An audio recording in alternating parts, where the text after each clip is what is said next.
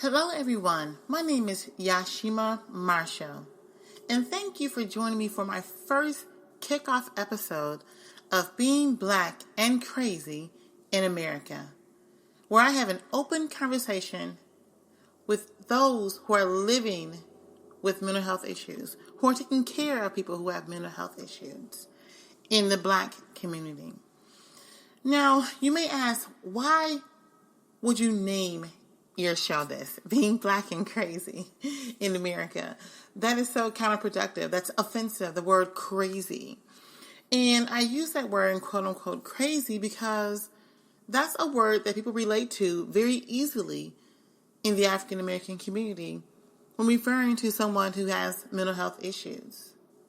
Now, being Black and mental health concerns in America, with mental health concerns in America, is a double whammy, right? With all the other challenges that Black Americans face, dealing with the stigma of having mental health issues is really not a chance most Blacks are willing to take, no matter what the outcome.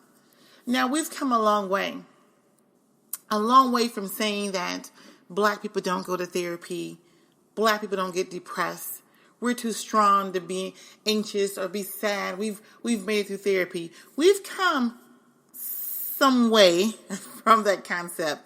But that mentality and the stigma that is related to having a mental health issue is still relevant and still very rampant in our African American community.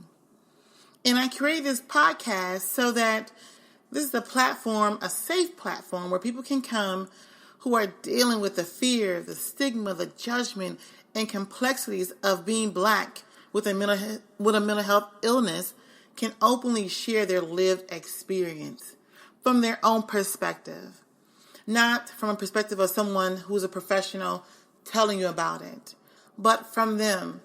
On this show, you're going to hear interviews from men, from women who are dealing with mental health from a personal issue, who are dealing with mental health as their family members who are suffering from this, their children, their relatives, their moms, their dads, their fathers, their friends, their spouses.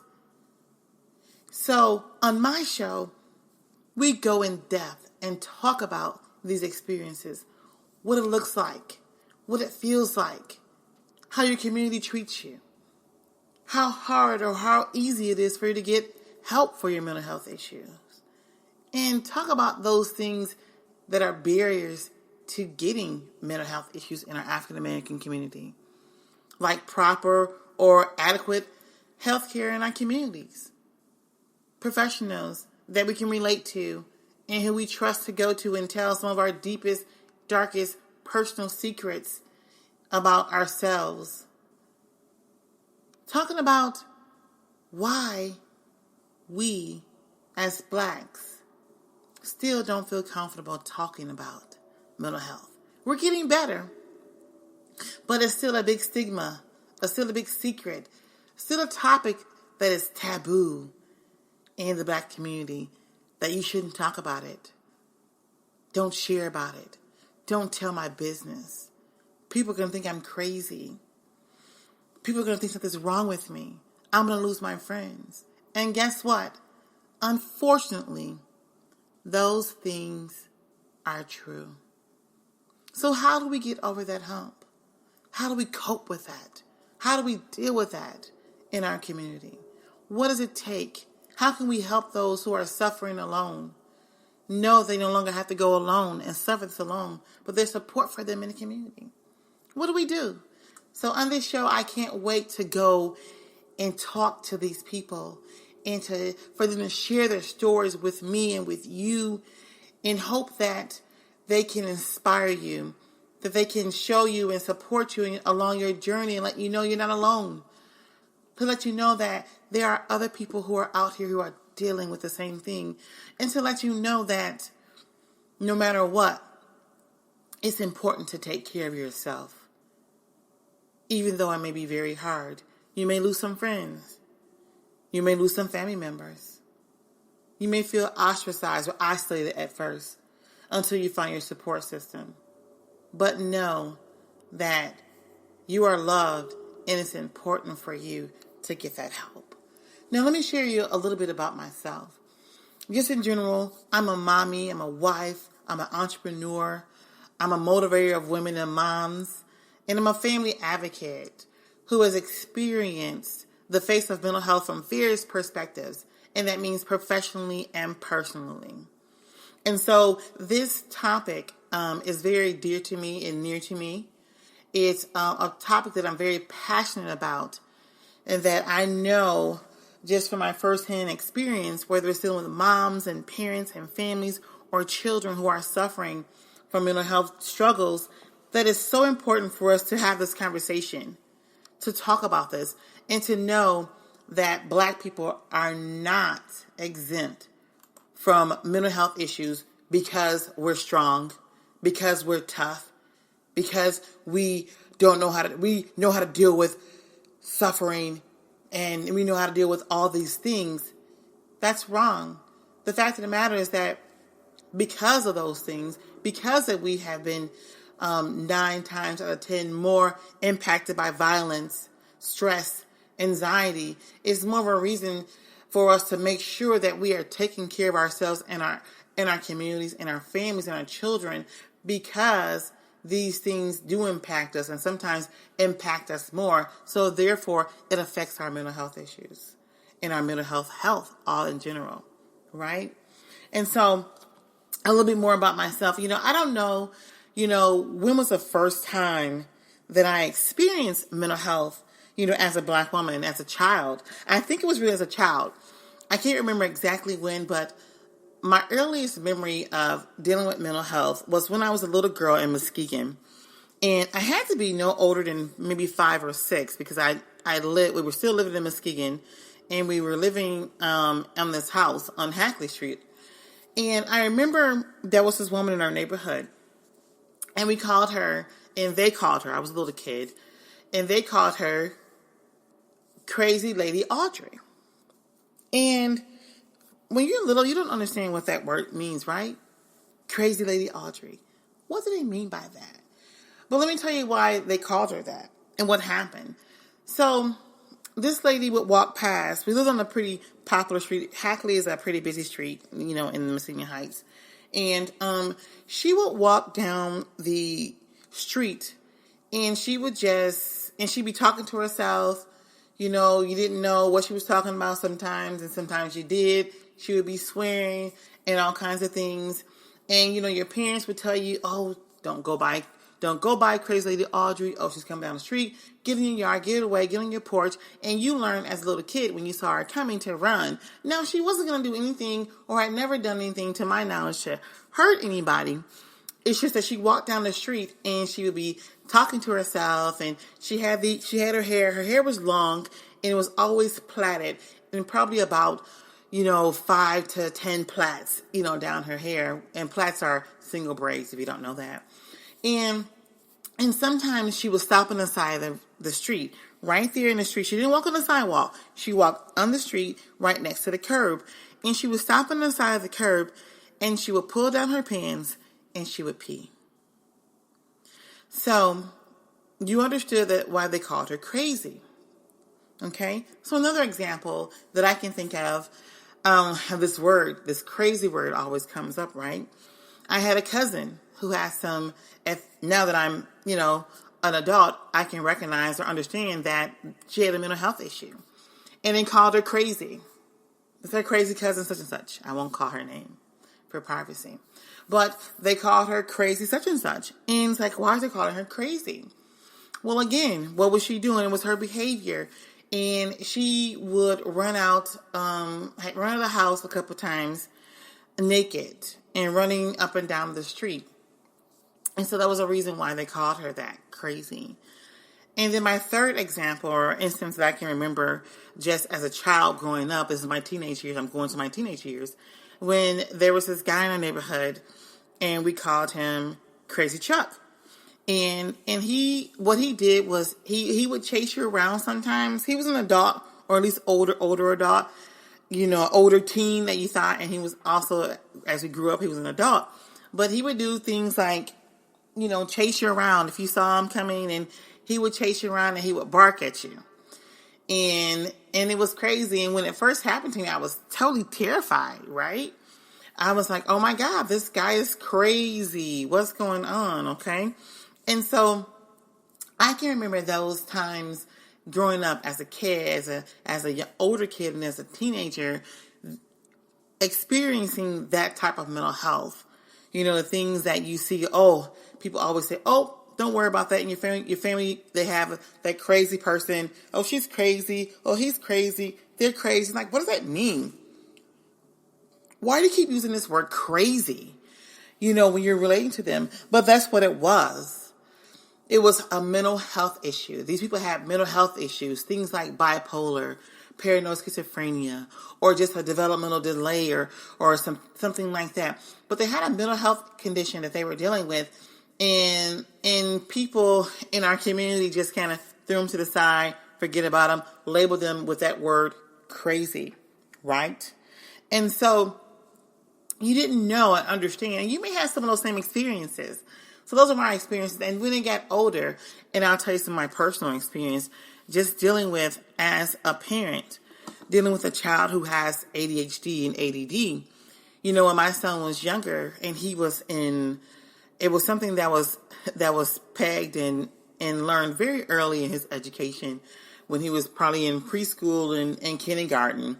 You know, when they start to go to school and you start to notice, you know, these behaviors about what they're engaging in. If they can't maybe focus as easy like other kids, their activity level is just off the charts. And I remember experiencing this with my son in the school setting. And so at home, it really wasn't evident just yet, right? But when he got to school, when you had to sit down and you had to learn your lessons and you had to control your impulses and your behavior, you know, what that looked like to teachers, you know, it was different.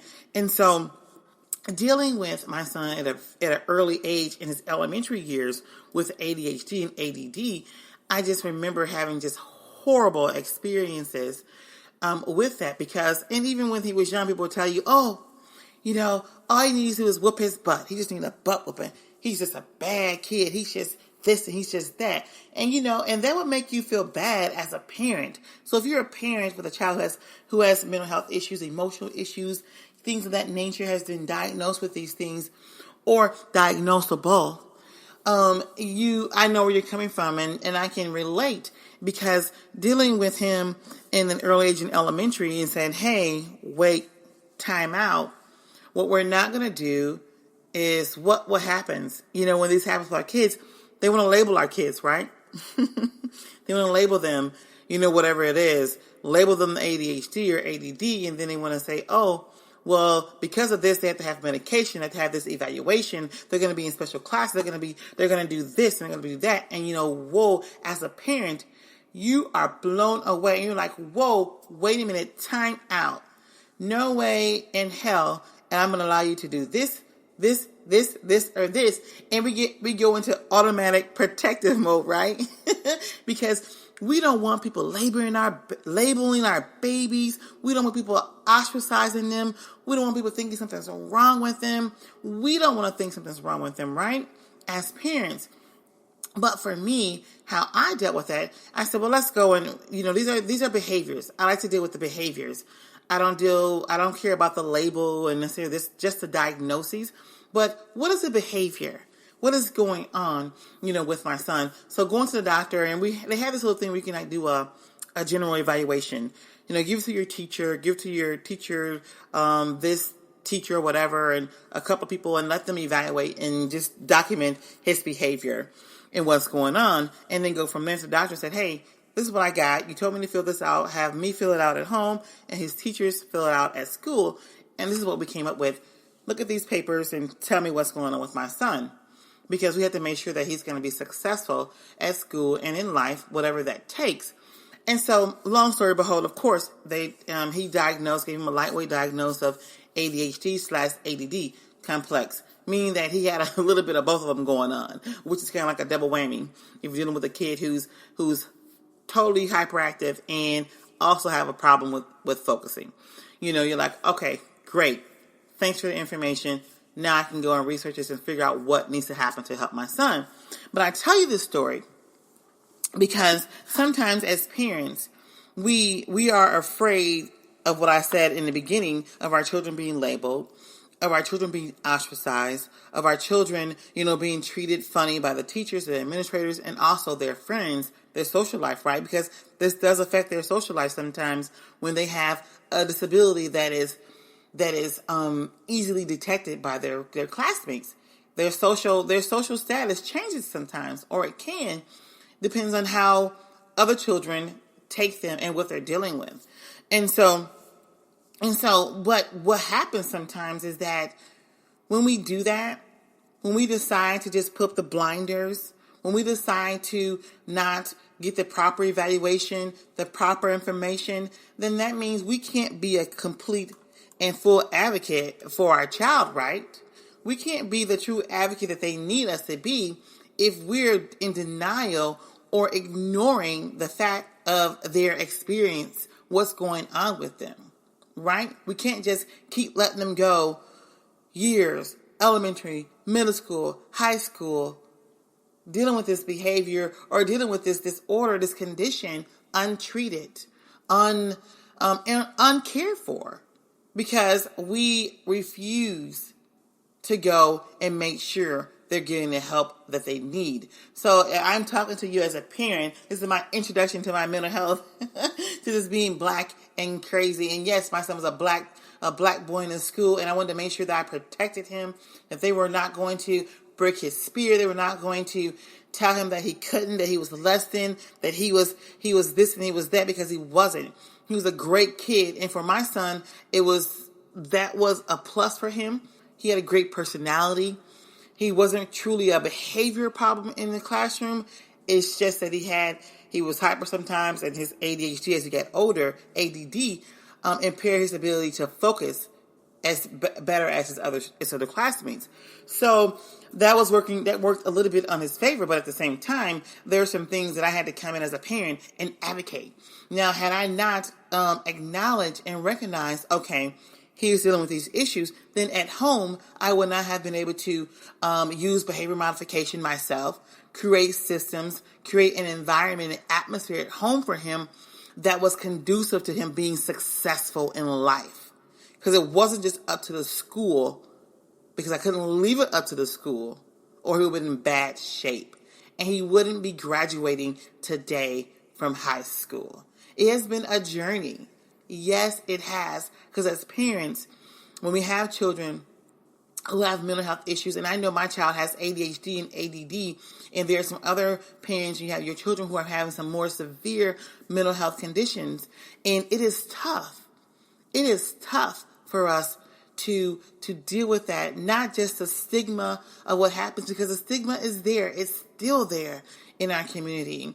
With our little black boys always being labeled as bad or ADHD because they're dealing with some mental health or some emotional behavior issues. That's tough as a parent to know that that's happening to them. And, and you can't protect them from all of it, but you can be a serious advocate for them if you're making sure that you're taking care of business and you're on top of it. You're getting it diagnosed early, because that's for their benefit. We don't want to deal with it when they're in prison, being locked up. We don't want to deal with it because they're outside and something's happening, because they engage in some kind of violent behavior, dealing with anger, dealing with their mental health issue, their bipolar or their anxiety, and people mistake their behavior for being criminal when it's really an issue of them dealing with their mental health and not being able to deal with it appropriately, because guess what? They haven't really been told that they had one, right? So it's really important, as parents, from that perspective, as dealing with a black mom with a black son who was dealing with a mental health condition from the day he walked into elementary, all the way up to graduating high school, is very important. I can't stress enough the importance of making sure you have early diagnosis, early detection, and to make sure that you jump on that to take care of their needs, and make sure they're getting what they need in order to be successful in life. You cannot ignore things. You cannot push them aside. You cannot say it's nothing and it's just bad behavior, because when you do that also, you start engaging in things that will make the mental health condition worse, like physical discipline, whooping them, beating them, responding in a way as a parent that is going to be counterproductive to the ways they need you to respond to actually help them. When they're oppositional defiant, when they're ODD, it is not the best response to respond in the way they're responding. So if they're high, you can't be high too. If they're yelling and anxious, as a parent, you can't be yelling and anxious as well. And so it's about being able to create an environment, an atmosphere in your household and your environment that's conducive for you and for them to help them be successful and to give you a peace of mind as a parent. So that's my spiel. I hope that gave you a little bit of insight into why this is a passion for me, why I believe that it's important as Black Americans, African Americans, however you want to call that. But my show is being Black and crazy, quote unquote crazy in America. This is real. This is serious. Our kids are committing suicide at a high rate. Our women are suffering from, postpartum depression, just like everybody else. Our men are suffering from depression, anxiety, PTSD, from dealing with the trauma that's in their neighborhoods and the violence. And sometimes as African Americans, as Blacks, our mental health conditions are a direct relation to the trauma that we have been involved with and that we have been influenced with in our lives. So it's so important. So I hope you would join me. I have some great guests already lined up for this show who's helping me kick this off. We're going to debut these episodes on my show will officially debut in June, the first Friday in June, and it will continue to debut. The first season will debut on June 5th, with some episodes for you.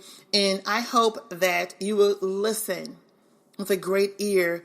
And if you feel compelled and you want to share your story, especially if you are a man, we want to hear from you, because I know it's tough as being a Black man in America to share that, because sometimes we think that mental health is a sign of weakness, a sign of your inability to cope with life, and that's not always the case. So if you feel compelled and you want to share your story, I would love to interview you. I would love to hear from you, and I would love to share your story with my audience and with the people here in America, all over the world, because this is something that others are dealing with and suffering from. And if you can help another person, even if it's only one person, if you can help them and inspire them to keep going, inspire them to get the help they need, or just inspire them to talk and share their story and their hurt and pain with some people who are close to them that don't even know what they're going through, I want to hear from you. And you can just email me at beingblackandcrazy@gmail.com. beingblackandcrazy@gmail.com. So I would love to hear from you. So thank you for joining me for my kickoff, my introductory episode of my new podcast show, Being Black and Quote Unquote Crazy in America, where we're going to be having an open conversation with YaSheema Marshall about the mental health issues in the Black community. So make sure you join us every Friday, beginning June 5th.